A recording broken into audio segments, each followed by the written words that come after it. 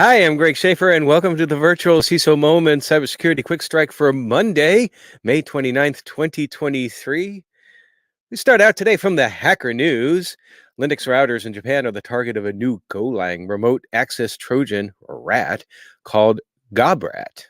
Initially, the attacker targets a router whose web UI is open to the public, executes scripts possibly by using vulnerabilities, and finally infects the GobRat. This, according to the JP CERT Coordination Center. That was in a report that was published. The compromise of an internet-exposed router is followed by the development of a loader script that acts as a conduit for delivering GobRat, which then, when launched, masquerades as the Apache daemon process, Apache D, to evade detection. The loader is then equipped, or is rather also equipped, to disable firewalls, establish a persistence using the cron job scheduler, and register an SSH public key in the SSH authorized keys file for remote access. Now, GobRat, for its part, communicates with a remote server via the Transport Layer Security (TLS) protocol to receive as many as 22 different encrypted commands for execution.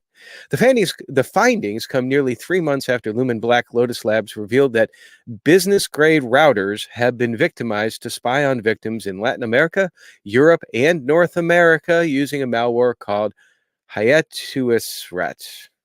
Don't think I pronounced that right. Experts warn of phishing attacks that are combining the use of compromised Microsoft 365 accounts and .rpmsg encrypted emails. This from Security Affairs.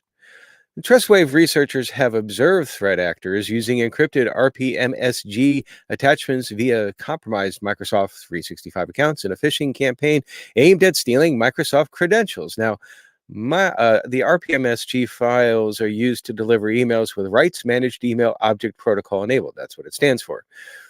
The protocol controls email access and usage permissions. Instead of plain text, emails via RPMSG files are sent with content encrypted and then stored as an encrypted file attachment. The recipients can read the encrypted messages only after being authenticated with their Microsoft account or obtaining a one-time passcode. The attacks analyzed by TrustWave commenced with a phishing message or originating from a compromised Microsoft 365 account, in this case from the payments processing company Talis Pay. Quote, the recipients were users in the billing department of the recipient company. The message shows a Microsoft encrypted message in the email. The from and to email addresses displayed in the header were the same, but the message was delivered to various third-party recipients, reads the report published by TrustWave. The message attempts to trick recipients into clicking the read the message button. Click that button to decrypt the protected message. Upon clicking that link, the recipients are redirected to an Office 365 webpage with a request to do what? Sign into your account. And there you go. Once authenticated with the Microsoft services, the recipients are redirected to a page displaying the attacker's phishing email. The message contains a click here to continue button that points to a fake SharePoint document hosted on Adobe's InDesign service, and you can figure out what happens from there. We've got an interesting blog about the anatomy of a healthcare cyber attack coming up in 30 seconds. vCISO Services is a small, specialized, veteran-owned information security firm with a calling, founded on Christian values and focused on the needs of small and mid-sized businesses.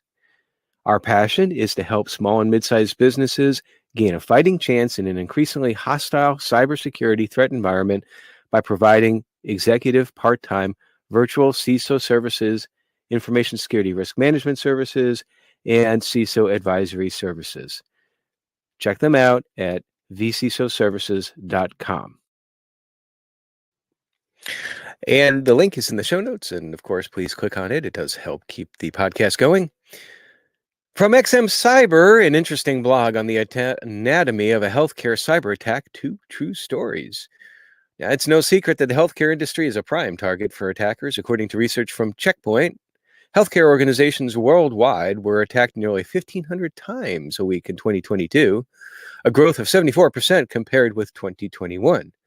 In the United States, this growth was a staggering 86%. In the UK, recent research shows that nearly 60 million patient records were breached last year alone.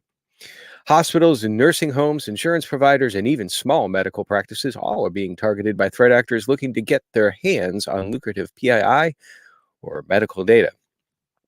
There is no shortage of blogs that discuss how to secure digital healthcare environments, yet in this post that you can link to, they're going to take a deep and anonymized dive into the anatomy of two actual attacks on healthcare providers, both customers. What's the value? By understanding actual real world attack paths, healthcare organizations can learn to better focus their cyber resources and resource exposures. So anyway, you can read the blog and the details of those two real world examples by clicking on the link in the show notes. Now, it's also quite different to find good content if you're interested in the IoT niche. BugProof's directory serves as a small library for IoT security professionals and enthusiasts. And so we have the link to it. No matter whether you enjoy reading, watching, or listening, you will find some great options here to learn from numerous talented professionals, including books, online learning resources, podcasts, YouTube channels, and Reddit. So pretty good list there. Check it out. The link is, of course, in the show notes. HelpNet Security says company size does not matter when it comes to cyber attacks, something that we're pretty much aware of, but we always like having statistics to back that up. 65% of organizations in the enterprise sector suffered a cyber attack within the last 12 months, which is similar to the results among companies of all sizes, 68%. This according to Netrix. The most common security incidents are also the same: phishing, ransomware, and user account compromise. However, larger organizations are a more frequent target for ransomware or other malware attacks. 48% of enterprises experience this type of security incident on premise, compared to 37% among organizations of all sizes. Malware attacks are less common in the cloud. Just 21% of respondents in the enterprise sector experienced one within the last 12 months.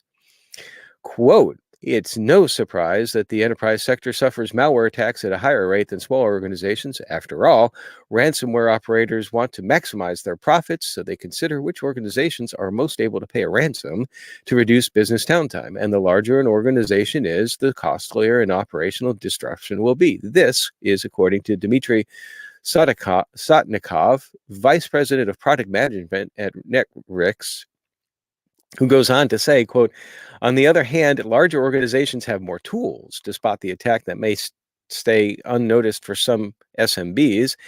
In addition, enterprises have bigger infrastructure with more endpoints that statistically increases the chance of the security incident." From Hack, read a new info stealing malware called Bandit Stealer. Thinking about Smoking in the Bandit when... Okay, I digress there. Bandit Stealer is capable of evading detection and stealing personal and financial banking data stored in cryptocurrency wallets and web browsers.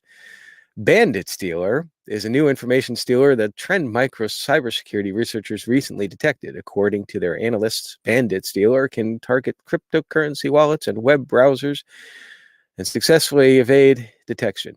Currently, Bandit Stealer is targeting Windows devices, but the malware has the potential to extend its reach to other platforms as well, since it is developed using the Go programming language, which means it has cross-platform capability.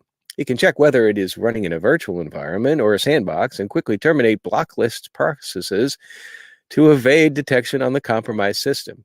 It is worth noting that the malware is distributed through phishing emails. These emails contain a dropper file which launches a harmless-looking MS Word attachment to distract the user. In the background, it triggers the infection chain, and you can read more about that in the link in the show notes as well. Just love the little mental image there of a movie from way back, Smokey and the Bandit, Eastbound and Down. That's it for today. I hope you enjoy here in the United States time with your family on this Memorial Day, cookouts, hanging with family, but don't forget those who served and gave their all so that we may have the opportunity to do so. Stay secure.